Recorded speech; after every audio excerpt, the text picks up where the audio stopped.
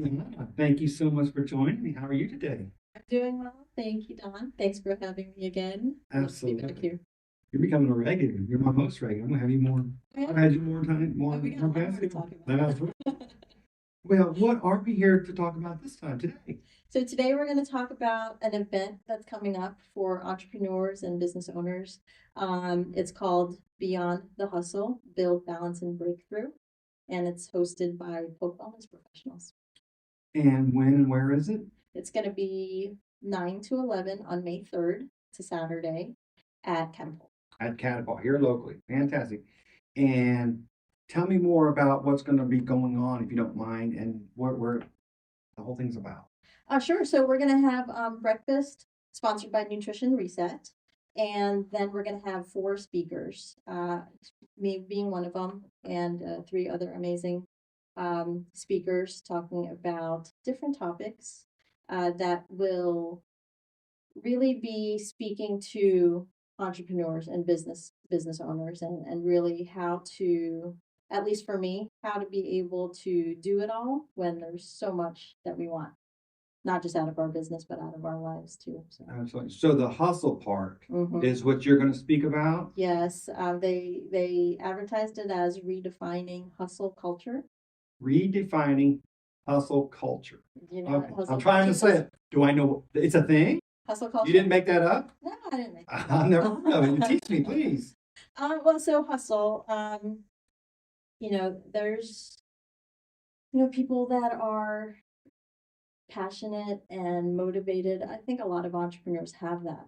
Um, and if they don't, they're that's a different thing, and that's what Madeline's there for. That's what Sam is there for in terms of the mindset and limiting beliefs and all of that. But I'm going to be speaking more to people that are in the early stages, whether they're side hustlers. I'm sure you've heard of that. Yeah. Um, or people that are trying to make it their, I call it their day hustle. They want to transition from working for someone else to building their um, own business. So hustle is the essence of hustle is really doing what it takes to do what you want to do, but you're hustling, right? There's so many hats that we wear. In my case, so many different t-shirts that I wear, and but I'm also, well, first and foremost, I'm a wife and a mom. And so how do you integrate that with being a business owner, whether full time or even worse, when you have a day job and a side Yeah, I hustle, remember those days. right? So that's what I'm going to be talking about. I think um, I've found some like practical strategies. I don't think I'm the person to motivate somebody in terms of as a speaker. I'm not a motivational speaker or anything like that. And when I listen to podcasts or go to events where I listen to talks, I'm always trying to get those tips and resources, the practical ones. Like, okay, what can I do today? What's one thing I can do today to make my life easier and happier, make my business more successful, make me become a better mom and a person in general. And so that's what I'm going to be talking about is because hustle culture. So like today, when you look at motivational speakers um, and successful business owners, they're talking about really motivating stuff, and it's like you get so energized. At least I did. I get so energized, and I just want to do all the things. And is that practical, right? For side hustlers, they call it the 7 to 2 strategy. You work your 9 to 5, then you work 7 p.m. to 2 a.m. I never heard that. They call it the 7 to 2 strategy, and so if you're working 9 to 5, and most people that work 9 to 5 are working way past 5, and are working way earlier than 9, and they're not even taking a lunch break, right? And then they're working 7 to 2. So where's the time for family? Where's the time for fun? Where's the time for self development? Relaxation, all of that.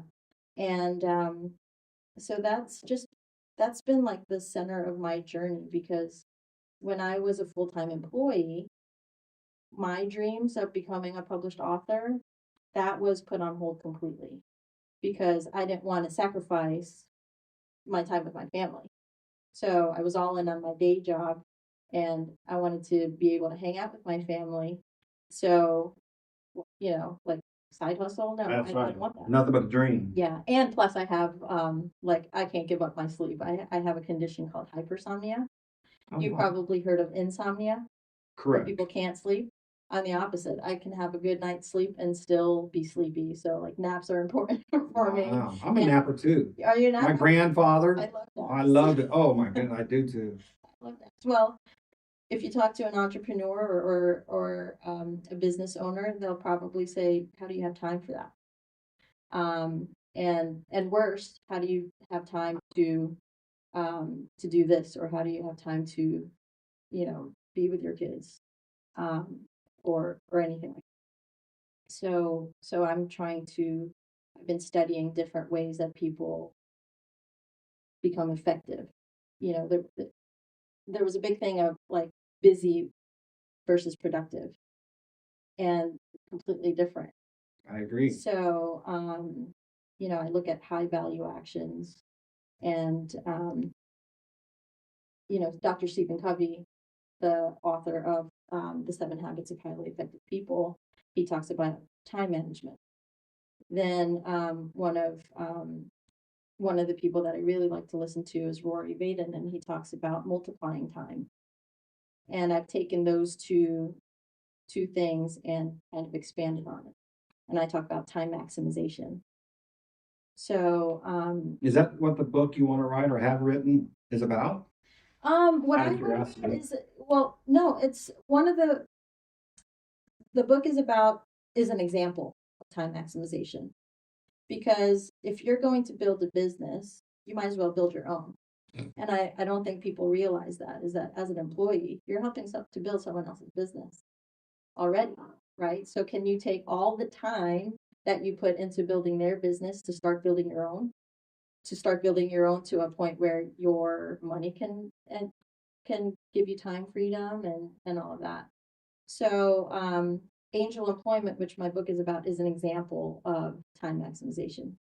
Okay. Meal prep is an example of time maximization, because not only are you saving time from grocery shopping, cooking, doing dishes, but it maximizes your time because it's also giving you energy. You're not eating something that's not nutritious for you. You're eating something that's healthy and delicious at the same time. So not only do you save more time, but what kind of energy do you have from that time that you're saving? I agree. And all of this processed food, they take the nutrients out of them, put it on the shelf. You give them the $5, you're like, gone, and it's bad for you. It takes your energy Yeah. even more. Makes you sluggish. Exactly, exactly. And how many people they depend on their coffee runs and all of that, or they're skipping meals, even worse. Um, so that's kind of like, what I'm going to talk about, because the last thing that you want to see is, well, first of all, I love what I'm doing. I think a lot of entrepreneurs love what they're doing, right? You talk to them and you'll find out why they love it and why they were doing it. Um, and it all centers around love. But the last thing you want is to work that so hard, hustle so hard that you end up not loving it, even worse, hating it. Mhm. So we want to prevent that from happening. And I think somebody like me uh, can easily fall down the trap of just working, working, working, and not realizing. That's what's scary, right? I feel like, people can plan for things that they know is coming. I think people um, sometimes don't think that they'll get burnt out or get tired of something. I think that might sneak up on people, but I think the numbers and the data out there in terms of mental disorders, in terms of burnout, anxiety, and things, we have to do something about that. And my thing is that if you're hustling so hard for a better tomorrow, what happens if you're not here tomorrow? Are you doing things to make sure you're even here? And that's what I want to talk about, that balance. Fantastic. It sounds as though you've been through some stuff. You said, okay, how can I put all of the things that I have learned into a resource, cultivate all of these time saving, health saving things all into one spot where people could study just this and then start to practice that and multiply their results. Yeah, absolutely. That's wonderful. That's wonderful. We're here to help. I think the best thing about Polk Wellness Professional is it's a community of people that are devoted to health and wellness. And if you don't have health and wellness, then you don't have anything else. But it's just a foundation. And I think you do have to look at that. I tell people all the time, I was one of those people that, waved my hand when people talked about self-care, because you want to do everything and you want to be everything for everybody. And it didn't click for me until they gave that example about, when you're on a plane and they say put the mask on first.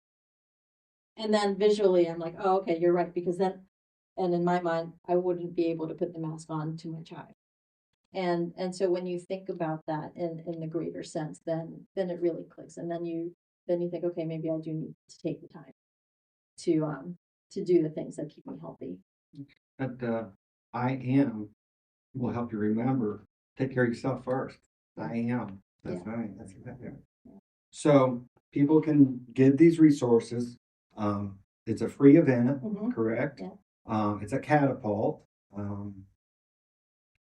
Invite people to come, learn for yourself, take care of yourself, then you can take care of others.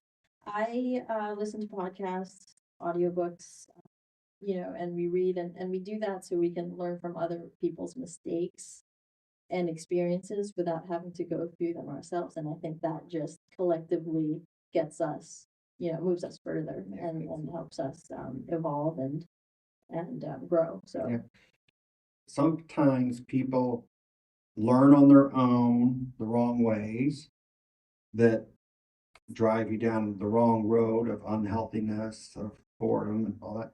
And then there's some people that decide for themselves to say, I want to learn to be better for myself. So this is going to be a resource for people who want to learn more for themselves. That little light has gone off and said, okay, it's time to take care of myself.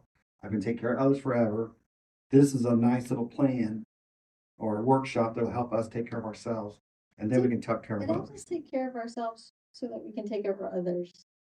I think I think a lot of us still always are afraid of that because it feels selfish.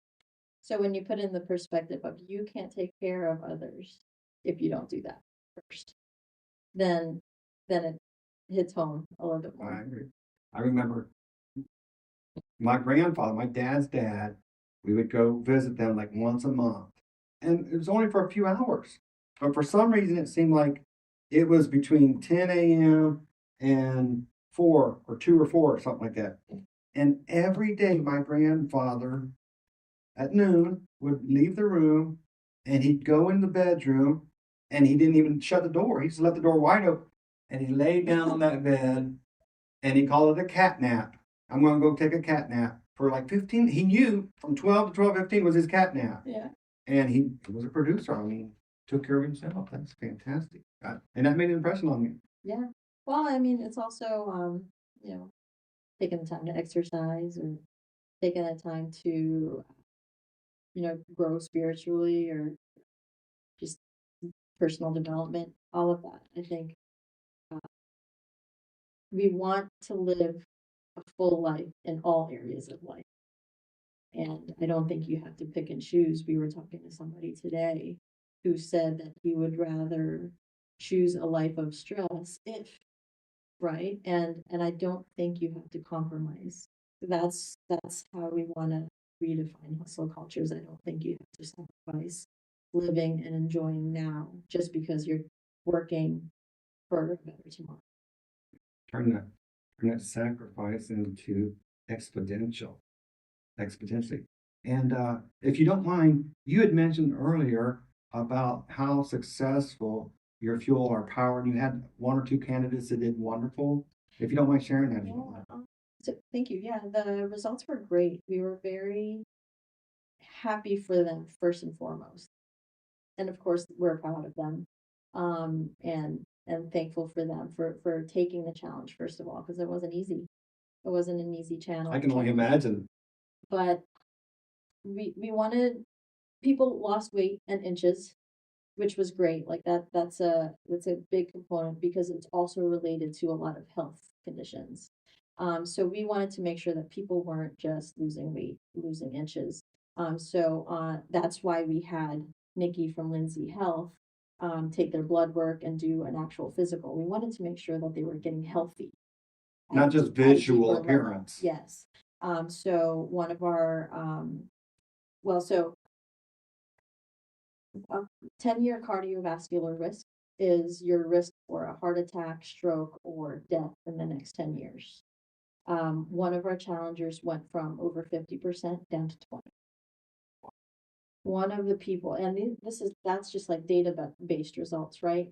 From the labs, but in terms of lifestyle results, somebody who would not go to a meeting because they couldn't find a parking space right in front of the door was able to one decide that, you know what, I'm going to go to this meeting. It doesn't matter how far I park, and I'm going to walk. Like it increased their mobility, and in turn their ability to get the thing that they needed to do done for their business. And then somebody else on our meal plan, after 16 years being type 2 diabetic, um, being insulin dependent, and on these shots that everybody's talking about now. I think he was on Ozempic, his diabetic free, That's incredible. and he attributes the only change to his lifestyle was changing to our meal. Our meal plan's based on the Mediterranean diet, and it's been ranked number one for the past 8 years in a row, because you're not cutting any major food groups out, so you're not sacrificing. It's delicious food. It's filling food. We made sure that we had tastings where big guys that were very active, um, they got full from the meals, and it's what else? I mean, it addresses so many issues. The Mediterranean diet, from diabetes to heart and to brain health too, Alzheimer's and cancer. So, you know, the beauty about being in Feast of Persia's meal prep and growing this, the tough decisions that we had to make to close to the public so that we can focus on this. This was the reason. And we're able to help people live healthier so that they can be with their families, longer. So I can get that new hustle definition. Exactly, yeah. And they can live a full and exciting life, however they choose to do it, but be here, be here first. And we get to do that along with the experts, like without having to have all that training and have all that thing. We found experts that we were able to collaborate with. It was just amazing, and it's just something that fuels us. Absolutely. Well, I appreciate you taking your time to show and discuss this. Thank you. And I'm sure it's going to be a wonderful course right now. People go to Facebook and look up what? So they can either look up Polk Wellness Professionals, but the event, if they are able to find the event directly, it's Beyond the Hustle, Build, Balance, and Break. And it's here. Wonderful. Thank you so very much, Gianna. Thank you.